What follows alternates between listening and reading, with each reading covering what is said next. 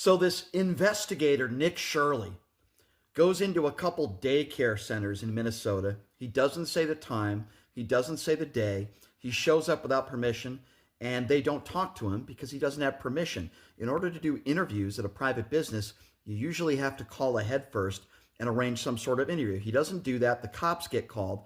And because he claims he doesn't, quote, see children, and they misspelled the word learning, that means that there's millions and millions of dollars in fraud going on in Minnesota. Now, let me tell you something about this guy, Nick Shirley. I met him at AmFest. He's a right-wing clown. Now, he claims that all this fraud is going on in Minnesota. The only reason why he went out there is because he wanted to get clicks. He got exactly what he wanted. He gained 300,000 followers in 24 hours. The vice president also tweeted about him. This was about money for this guy. If there's actual real fraud going on, then you arrange an interview with a PR person or politicians and people that actually know what's going on. You don't just show up and say, I don't see kids, because somehow that equates to all this fraud going on and Tim Walz belongs in jail. That's the problem with these people. They call themselves investigative journalists. But here's what I would ask this right-wing buffoon, Shirley. If you care so much about fraud, what about the billion-dollar Ponzi scheme crypto scandal that Donald Trump has made for his family? If you care so much about fraud and powerful people like Tim Walz that allegedly are committing fraud, then why didn't you do an investigative story on, I don't know, Jared Kushner? He received $2.1 billion from the Saudis. That might be something that I might look into. Or what about the $5,000 Doge checks? Remember Elon Musk and Doge saying everybody would be getting $5,000 checks? Well, what happened there? Or what about the $5.5 billion resort that Donald Trump made with Qatar and the $400 million jet that he received? I wonder why this guy, Nick Shirley, or whatever the fuck his name is, I'm wondering why he doesn't look into these stories.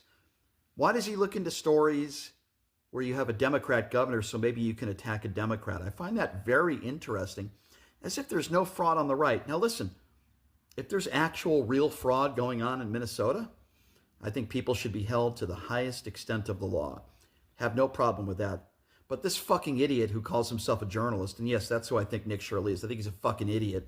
I met him at AmFest, and he's a complete, utter moron.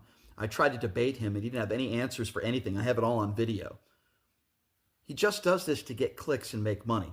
And sadly, it's worked. You see, there's no actual evidence of fraud if you show up to a daycare facility and in the front door you don't see kids in there. All he did was interview some random guy on the streets who said he never saw kids in there. Who cares? That means nothing. And some random Somalian woman who doesn't even work there. He didn't get any statements on the record from any real employees there. He wasn't even allowed in these daycare facilities. The reason why he wasn't allowed is because it's fucking private property.